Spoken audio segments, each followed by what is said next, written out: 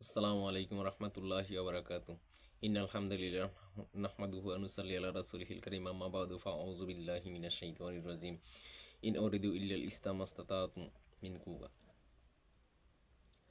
প্রশংসা আদায় করি মহান রবের দরবারে, যিনি আমাকে এখানে বসার এবং কথা বলার তৌফিক দান করছেন। আলহামদুলিল্লাহ। আপনারা যে যেখান থেকে শুনছেন, আজকের কথাগুলো অত্যন্ত গুরুত্বপূর্ণ এবং খুবই প্রয়োজনীয় কথা, এবং ইসলাম এবং বাংলাদেশের ইতিহাসের সাথে জড়িত অকপত কিছু কথা। আপনারা যেটা হইলো, যাদেরকে আমরা হক মনে করি, আল্লাহর অলি মনে করি, কিন্তু আসলেই তারা হক কিনা এই ব্যাপারে আমাদের জানা খুবই জরুরি। আপনারা দেখেন, যেটা খুব পরিচিত এবং বর্তমান সময়ে ইসলামী ঐক্যের ফাটলের জন্য সবচেয়ে বড় ফিতনা যারা সৃষ্টি করলো, তারা তারা হলো চরমোনাই। আসুন তাদেরকে নিয়ে কিছু কথা বলার আগে এদের সম্পর্কে একটু জানি, এদের পূর্ব ইতিহাস, কিভাবে এরা সৃষ্টি হলো। আপনার বরিশাল জেলা বরিশালের কাউনিয়া থানাধীন একটা নদী ছিল। নদীর মাঝখানে হঠাৎই একটা চর ভাসে। চরটার মানে একেবারেই নদীর মাঝখানে, এখানে লোকালয় শূন্য ছিল, জনমানবহীন একটা চর এখানে। তো ওই পাশের যে সাইট, ওখান থেকে সাঁতার কেটে যাওয়া যাইতো। কাউনিয়ার পার্শ্বস্থ যে সাইট, সাঁতার কেটে যাওয়া যাইতো। তো ঘটনাক্রমে কোনো একটা পাগল মানে পরিবারের উপরে ব্যাপক জুলুম নির্যাতন করতো। ওই জুলুম নির্যাতনের কারণে ওরে এইখান থেকে বের করে দিয়ে দিল। তো বের করে ও ওই চরে চলে গেল। ওই ছেলেটা হিন্দু ছিল, বা পুরুষটা বা যুবকটা হিন্দু ছিল, সে ওখানে চলে গেল। ওনার নাম ছিল মোনাই। তো যেহেতু চরটা ভাসছে, ওই চরে থাকতো শুধুমাত্র ওই মোনাই। তো এই জন্যে ওই চরের নাম পরবর্তীতে ওই ব্যক্তির নামে নামকরণ করা হয়। এই ব্যক্তির নাম চরমোনাই, মানে একটা হিন্দু মোনাইয়ের নামে এই চরের নাম করা হয়, ওই এলাকা চরমোনাই। আচ্ছা, এই এখন বুঝতেই পারতেছেন এটার উৎপত্তি হিন্দু দিয়া, হ্যাঁ, একজন মোনাই থেকেই হিন্দু। তো এটা মূলত এলাকার নাম, এলাকা দিয়ে খুব একটা যায় আসে না। তো এরপরে ওই এখানে আস্তে আস্তে মানুষ বসবাস করতে শুরু করলো। জনমানব শূন্য থেকে জনমানব পূর্ণ একটা আবাসন বা স্থানে রূপান্তরিত হইল। এরপরে আস্তে আস্তে ওখানে একটা আলিয়া মাদ্রাসা পরিকল্পনা করা হয়। আপনারা এটা জানেন নিঃসন্দেহে। ইংরেজরা যখন ভারত উপমহাদেশের সাথে যুদ্ধ করে পারতেছিল না, তখন ইংরেজরা গোলাম আহমদ কাদিয়ানিকে মিথ্যা নবুয়ত দাবি করাইলো ওনাদের ষড়যন্ত্রে টাকা পয়সা খরচ করে। এরপরে যখন দেখলো যে না, ওই মিথ্যা নবুয়ত দাবিদেরও কাজ হইতেছে না, ওনারা সব ধর্মীয় প্রতিষ্ঠানের দিকেই ঝুঁকে, তখন দারুল উলুম দেওবন্দ ছিল ভারতীয়, ওই দিকেই ঝুঁকে। তখন তারা দেখলো যে তাইলে মাদ্রাসা ভিত্তিক কোনোভাবে যদি মাদ্রাসা করা যায়, আর ওখানেই যদি আমাদের ইংরেজের কার্যক্রম পরিচালনা করা যায়, প্রকাশ্যে কিংবা গোপনে, পরিপূর্ণ কিংবা আংশিক, তাইলে ওইটাই সবচেয়ে বেশি সফলতা। এরপরে তারা গোলাম মোহাম্মদ কাদিয়ানিকে দিয়েই সর্বপ্রথম কলকাতায় আলিয়া মাদ্রাসা করছিল।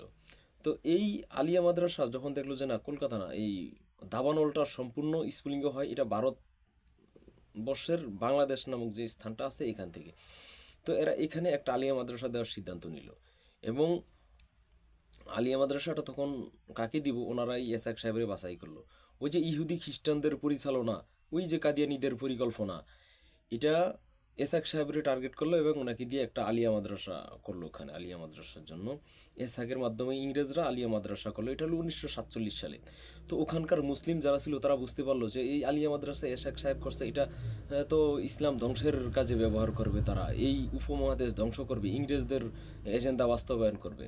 যদিও এখনকার সময় আলিয়া মাদ্রাসা এই সময় আইসা একটু পরিবর্তন হয়ে গেছে। এরা মূলত ইংরেজদের বিরুদ্ধে তারাই কথা বলে, এবং জ্ঞান গর্বের দিক থেকে তারা আগে গেছে, এবং তারা প্রকৃত ইসলাম এখন চর্চা করার চেষ্টা করে। কিন্তু ওই সময়টা ছিল আলিয়া মাদ্রাসা মানে ইসলাম বিধ্বংসী, আলিয়া মাদ্রাসা মানে হইল ইংরেজদের দালালি, আলিয়া মাদ্রাসা মানে গোলাম আহমেদ কাদিয়ানির একটা গুপ্তস্তর পরিচালনার কেন্দ্র মাত্র।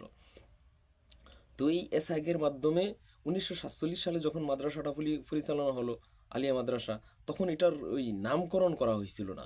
মানে স্থায়ী অস্থায়ী, স্থায়ী অস্থায়ী, থামে আবার বন্ধ হয়, থামে আবার বন্ধ হয়, এরকম। কিন্তু এইটা দফায় দফায় মুসলিমরা অনেক গেঞ্জাম করছে মাদ্রাসাটা উৎখাত করার জন্য।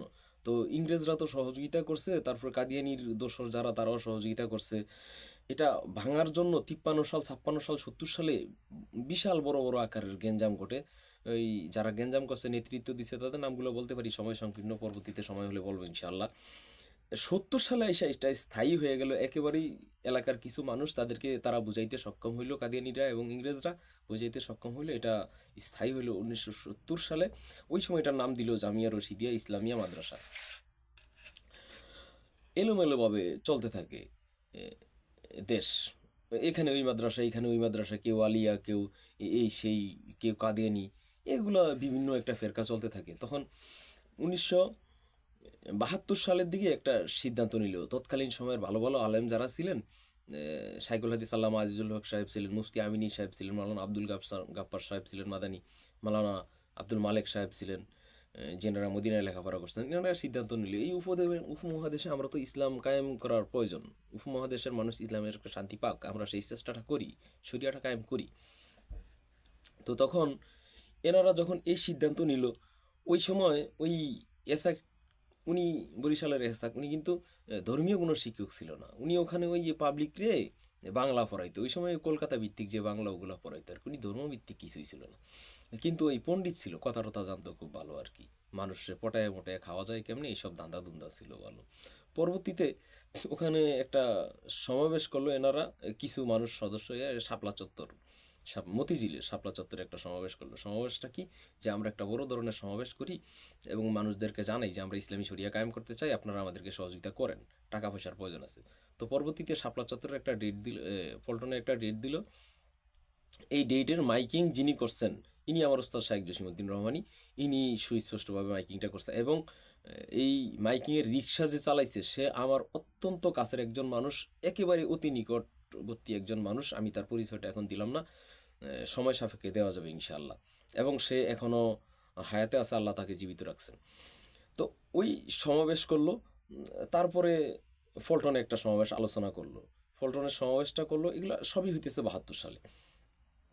সিদ্ধান্ত নিল ওই সময়ের যারা ছিলেন শাইখুল হাদিস আল্লামা আজিজুল হক সাহেব, মুফতি আমিনী, আব্দুল গাফফার সাহেব মাদানী, মাওলানা আব্দুল মালেক সাহেব, সাইদি সাহেব, এরাই ছিল আর কি। তখন সাইদি সাহেব খুব তরুণ এবং উনি খতিব প্লাস ছাত্র।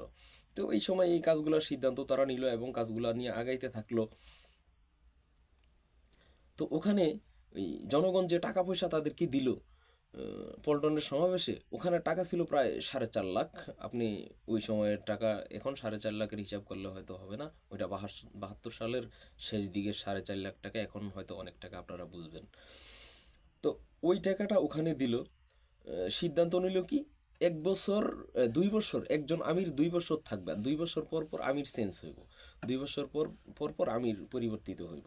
তো প্রথম আমির থাকলেন 73 থেকে 74 পর্যন্ত, 73 74, এই 2 বছর আমির থাকলেন শাইখুল হাদিস আল্লামা আজিজুল হক সাহেব। 3 দিন বাকি থাকতে উনি টাকা ওই সময় জমা হয়ে গেছে 4.5 লাখ টাকা থেকে ওনার কাছে টাকা হয়ে গেছে হলো 26 লাখ। দেখেন মানুষের মন মস্তিষ্ক কি পরিমাণ ইসলামের দিকে ধাবিত হইলে পরে 4.5 লাখ টাকা থেকে 26 লাখ টাকায় পরিণত হয়ে যায়। এই 2 বছরে মাত্র জনগণ কি পরিমাণ ইসলামের দিকে ঝুঁকা পড়ছিল। এই 74 73 2 বছর উনি চালাইলেন। এরপরে 75 সালে যখন এসাক সাহেবরে বুঝাই দিয়ে গেল, ওইটা সিস্টেমটা ছিল এরকম যে বয়স ক্রম অনুযায়ী আমির নিযুক্ত করবেন এবং থাকবেন। তো 3 দিন থাকা অবস্থায় দায়িত্ব বুঝাই দিয়ে গেলেন 26 লাখ টাকা ক্যাশ সহ এসাক সাহেবরে। এসাক সাহেব 75 থেকে 76 সাল পর্যন্ত চালানোর পর 1 মাস উনি উদাও, 1 মাস আগেই উনি উদাও, মানে 2 বছর ওনার শেষ হওয়ার আগে 1 মাস আগে উনি উদাও হয়ে গেছে। আর কেউ ওনার কোনো খোঁজখবর জানেন, ওনার স্ত্রী পরিবার কেউ নাকি বলতে পারেন উনি কোথায় গেছে, কাউকে উনি বইলা জানায়। এদিক থেকে জনগণ খুব খেফা, কারণ তারা ইসলামিক কোনো কার্যক্রম পরিচালনা করতে পারতেছে না, আমির নাই, টাকা পয়সা নাই, কোথায় গেল আমির, কোথায় গেল টাকা পয়সা। এদিক দিয়ে মাওলানা শাইখুল হাদিস আজিজুল হক সাহেব, মুফতি আমিনী সাহেব, আব্দুল মালেক সাহেব, আব্দুল গাফফার সাহেব, এনারা খুব একবারে হতাশাগ্রস্ত হয়ে গেল, কোথায় গেল উনি। এরপরে উনি 3 মাস পরে ফিরে আসছে, মানে ওনার তো 1 মাস উনি আগে চলে গেছে, আরও প্লাস 3 মাস, তার মানে হইলো এটা হলো 76-এর মার্চে উনি আসছে। এই 3 মাস টোটাল 4 মাস পরে আসছে, উদাও ছিল। এরপরে ওনারা যখন জিজ্ঞাসা করলো আপনি কোথায় ছিলেন, খোঁজখবর নেন না, জনগণ তো আমাদেরকে এই করতেছে, এরকমভাবে অপমান করে আমরা নাকি টাকা পয়সা মাইরে দিছি, আপনারা নাকি আমরা পাচার করে দিছি, আপনি না বইলা কেন গেলেন? তখন উনি বললেন যে আমি আপনাদের ওইসব খেলাফা টেলাফা মানি না, এগুলো ফালতু খেলাফা, আমাকে আল্লাহর পক্ষ থেকে খেলাফা দিয়ে দিছে, আমি এখন মানুষের মুরিদ বানাবো। এই ৭৬ সালে মুরিদ বানানো শুরু হয়। সরি, এটা ৭৫ ৭৬, হ্যাঁ ৭৫ ৭৬, এই ৭৬-এর ৭৭ সালের শুরুর দিকে মুরিদ বানানো শুরু হয় আর কি। মার্চে যখন মুরিদ বানানো শুরু হয় তখন এনারা সবাই বললো তাহলে টাকা পয়সা কেমনি কী করলেন? তখন উনি বলল যে দেখেন আমি আল্লাহর হুকুমে কয়েকটা রাষ্ট্র সফর করছি, এখানে আমার টাকা পয়সা খরচ হয়েছে, যেহেতু আমি আল্লাহর দিন কায়েম করুন। দেখেন সে প্রথমত কী বললো, আল্লাহর হুকুমে সে এগুলা সফর করছে। কীভাবে সফর করলো? সে আল্লাহর হুকুম ওহী ছাড়া কীভাবে পাইলো? জিবরিল আসছে নাকি? মিথ্যা কথা বলছে। আচ্ছা, এরপরে ওই ২৬ লাখ টাকা থেকে সে ১৪ লাখ বললো যে ১৪ লাখ টাকা আছে, আমি পাকিস্তান, ভারত এবং ইরান এগুলা সফর করছি, আমার কাছে ১৪ লাখ টাকা আছে। তখন এনারা বললো যে তাহলে ঠিক আছে, এক কাজ করেন, ১৪ লাখ টাকা আমাদেরকে দিয়ে দেন, যেহেতু আপনি আমাদের এখানে থাকবেনই না, আমরা খেলাফার কাজ করি। তখন বললো যে আপনি ১৪ লাখ টাকা কীভাবে নেবেন? কারণ জনগণ তো আপনাদেরকে দিকে টাকা দেয় না, আমিও তো ছিলাম এখানে। তা আমরা মোট ৬ জন, ৬ জনে ৬ ভাগ করলে উনি টাকা পায় হলো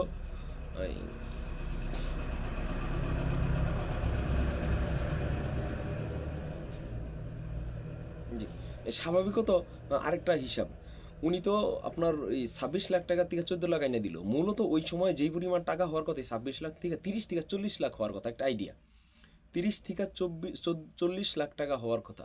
এই টাকা বাড়তিটা তো উনি মারছেই, ওনার যেটা ক্যাশ ছিল এটার থেকে উনি টাকা মারছে, মাইরা এই এখানে নিয়ে জমাইছে। আচ্ছা, জমানোর পরে বললো যে ৬ ভাগ করেন, ৬ ভাগ করে আমি বাকি টাকা নিয়ে যাব। এই ৬ ভাগের ২,৩৩,০০০ টাকা উনি নিয়ে গেল ওই সময়ে। এটা সাইকুল হাদিস সাহেব তো আর এখন নাই, এখন ওই রকম আব্দুল গাফফার সাহেবও কিছুদিন আগে মারা গেল, ওইটাও বলা যাইতেছে না। তো এখন ওই সময়ের জসিমউদ্দিন রহমানী সাহেব আছে, যেহেতু উনি মাইকিং করছিল এবং উনি বিস্তারিত বিষয়টা জানে, প্লাস রিক্সা যে চালাইছিল, জসিমউদ্দিন রহমানী মাইকিংয়ের সময় যে রিক্সা চালাইছিল, সে ব্যক্তি আমার খুবই নিকটাত্মীয়, অনেক নিকটাত্মীয় এবং রক্তের সম্পর্ক। সে এখনও হায়াতে আছে ইনশাআল্লাহ। আমি বিস্তারিত এই সব বিষয়গুলো তার কাছ থেকে জেনেছি। তো আপনার ওই টাকাগুলো উনি নিয়ে গেল, আর বাকি যেই কটা টাকা থাকলো, এই কটা টাকা দিয়া ওই মুফতি আব্দুল মালেক সাহেব, মুফতি আব্দুল গাফফার সাহেব, সাইকুল হাদিস, দেলোয়ার হোসেন সাইদিরা, এনারা মিলা একটা জায়গা সংগ্রহ করলো ঢাকার বুকে, মোহাম্মদপুর। আর সেই জায়গাটার বুকেই ওনাদের ওখানে টাকা ছিল প্রায় ১১,৬৬,০০০ টাকার মতো ছিল, মোহাম্মদপুর জামিয়া রহমানিয়া আরামিয়া, ওইটা ওনারা করলো। আচ্ছা, এরপরে পীর মারা গেল ৭৭ সালে। ১৯৮২ সালে ফজলুল করিম, ওনার যে ছেলে ফজলুল করিম, উনি হইল এই যে কমি মাদ্রাসা বানায়। কারণ কি, উনি এটা তখন বুঝতে পারছে, অনুভব করছে ব্যাপকভাবে যে এই আলিয়া মাদ্রাসার যে এটা যে ইয়ের চর, ইংরেজদের চর, আলিয়া মাদ্রাসা যে কাদিয়ানিদের চর, এটা পাবলিক বুঝা গেছে, এনার পাবলিক খায় না, খুব একটা নেয় না। তখন উনি এই আলিয়া মাদ্রাসার থেকে এই কমি মাদ্রাসার শাখা একটা উদ্বোধন করলো। দেখেন, আলিও রাখলো, কমিও রাখলো। এনার যদি মনে করে যে কমই হোক, তাহলে আলিয়া কেন রাখবে, এটা বহিষ্কার করুক, তারা তো আলিয়া। কিন্তু এনারা মূলত হইলো এনাদের এই ব্যবসার যে সিস্টেম, এটা ওনারা খুব ভালো জানে, এই জন্য কমি আলিয়া দুইটাই চালায়, মানে পাবলিক এই দিকে না গেলে ওই দিকে, ওই দিকে না গেলে এই দিকে, এইভাবে চালাইতেছে। আচ্ছা, এরপরে এরা ভারতীয় ইংরেজদের গুফরদর, এটা আমরা সবাই জানেন। আর এরা সবসময় ভারতের পক্ষে কাজ করছে, সবসময় ভারতের পক্ষে কাজ করছে। তো এটার আপনি প্রমাণ পাবেন, এই যে বিগত হাসিনা সরকারের সময় গেল, আপনি দেখেন একটা লোকের নামে একটা মামলা হয় না, চরমনাইয়ের মুরিদ যারা, একটা লোকের নামে একটা মামলা হয় না, একটা দিন জেল খাটা লাগে না, 2টা দিন রিমান্ডে যাওয়া লাগে না। অথচ আমার মতো একটা পাবলিক স্বাভাবিক জেল খাটতে খাটতে জীবন শেষ, স্ত্রীর পরিবারের খবর নাই, ঋণ ফিন হইয়া কী অবস্থা। ওইটা আল্লাহর জন্য হয়েছে, আলহামদুলিল্লাহ, সমস্যা নাই। কিন্তু দেখেন, তারা একটা দিন জেল খাটলো না, একটা মামলা খাইলো না। এরপরে আপনার 8 সালে তো হাসিনা যখন ক্ষমতা আসলো, ওইটা তো আপনারা সবাই জানেন, ফখরুদ্দিন মঈনুদ্দিনের ফাইজলামি, ওরা একসময় ঢাকা বিশ্ববিদ্যালয়ের বিপিটিভি বিভিন্ন ছিল ছাত্রলীগের সংগঠনে, তারা একসময় সেনাবাহিনী আওয়ামী লীগের সহযোগিতা করে বাউতাবাজি একটা নির্বাচন দিয়ে শেখ হাসিনার ক্ষমতা দিয়ে গেল। এরপরের ঘটনা যেটা হয়েছে 2014 সালে জামাত বিএনপিতে একেবারে জেল জুলুমের নিপীড়নে একেবারে অতিষ্ঠ, তাদেরকে খুঁজা পাওয়া যেত না, তাদের উপর এতভাবে স্টিম রুলার চালাইছে, যেমন জামাত তেমন বিএনপি। এটা এরকম না যে জামাতের উপরে একলা বা বিএনপির উপর একলা, জামাত বিএনপি দুইটাই, মামুনুল হকরা সহ ওই সময় যারা ছিল ওদের জোটের সবার উপরে দমন ফিরন ব্যাপকভাবে চালাইছিল। এই জন্য তারা নির্বাচনে ঠিকঠাক অংশগ্রহণ করতে পারলো না। আর তাদেরকে ওই আগের দিন রাত্রে, আপনি এটা জানেন, জামাতের 17 থেকে 18 জন লোকের অ্যারেস্ট করছিল এই নির্বাচন তফসিল ঘোষণার পর, মানে একেবারে ভোটের 4 দিন 5 দিন বা 6 দিনের মধ্যে। আর বিএনপির তো প্রায় 10 থেকে 12 জন 15 জন এইরকম অ্যারেস্ট করছিল এই নির্বাচনের 2-1 দিনের মধ্যে এরকম। তো তারা তো অংশগ্রহণই করতে পারে নাই, তো তারা তো আর ফাঁস করবো ফেল করবো কীভাবে? তো জামাত আওয়ামী লীগের লোকের একটা সংখ্যাগরিষ্ঠতা নিয়ে ক্ষমতায় আসলো, আইসা আরও ব্যাপকভাবে দমন পীড়ন চালাইতে থাকলো। এরপরে 30 ডিসেম্বর চরমনায় সাজানো, আপনি মানে কি বলবেন, এমনভাবে বলবেন না। 30 ডিসেম্বর যে নির্বাচনটা হইল, এটা কত সালে হইল? 18 সালে। এই 18 সালে জামাত বিএনপি অন্য কেউ ক্ষমতা যায় না, নির্বাচনে যায় না, যে আমরা নির্বাচন করুন না।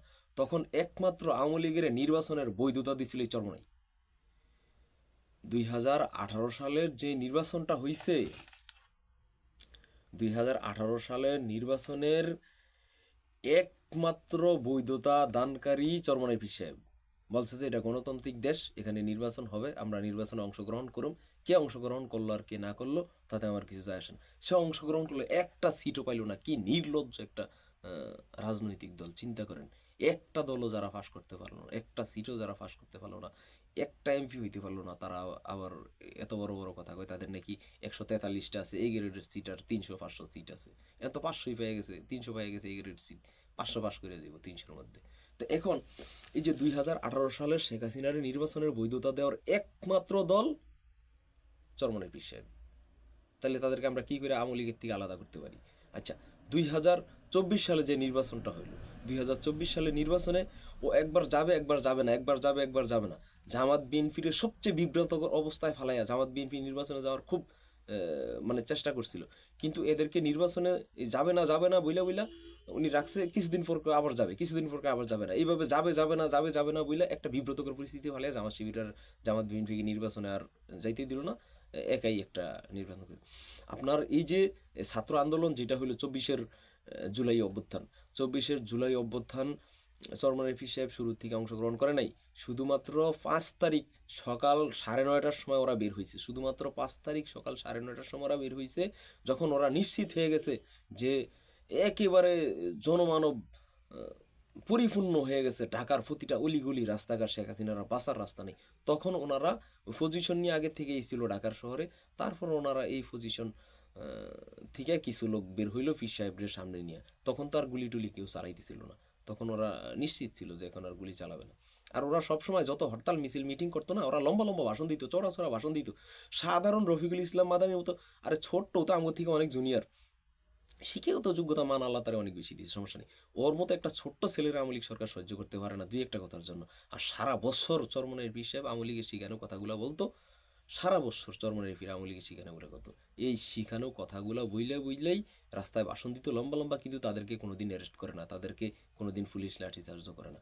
আমি আপনাদের স্পষ্ট বলি, এই বাংলাদেশে যে একটা ইসলাম কায়েমের পরিস্থিতি যতবার তৈরি হয়েছে, পিছন থেকে ছুরিকাঘাত করছে সবসময় চরমনাইয়ের পীর, আর এরা সব সময় ইসলামী ঐক্যের বিরুদ্ধে থাকে। আমি এরকম না যে গণতন্ত্রের এই জামাত ইসলামের দল করি, এর দল করি, ওর দল করি, আমি কোনো দলই করি না, কসম আল্লাহর, আমি গণতান্ত্রিক রাজনীতি পছন্দই করি না। কিন্তু জাতির সামনে একটা সুসময় যখনই আসতে শুরু করে, তখনই তারা পিছন থেকে অস্ত্র মারে। আপনারা এটা বিবেচনা করবেন যে আওয়ামী লীগ সরকারের সময় তারা জেল খাটলো না কেন, তাদের নেতাকর্মীদেরকে পলাইয়া থাকা লাগে নাই কেন, তারা ওপেন কেন চলতে থাকলো। আওয়ামী লীগের সময় জামাতের খেলাফতের কোনো লোক মসজিদে ঠিকঠাক খুতবা দিতে পারে না, কিন্তু চরমনাইয়ের বক্তা যারা, তাদের 95, মানে বাংলাদেশের 90 থেকে 95% জুমার খতিব ছিল চরমনাই পীরের মুরিদরা, আর হলো দাওয়াতে তাবলিগের কিছু ছিল। আর জামাত খেলাফত এরা তো বেলি ছিল না, এরা তো সবই জঙ্গি সন্ত্রাসী উগ্রবাদী, পেট্রোল বোমা মারছে, এই সেই বকর সকর কইয়া ঘুরে দিছে। আমি যে কথাগুলো বললাম একটু বিবেক দিয়ে বুঝবেন। ওমালাই ইল্লাল বালাদ।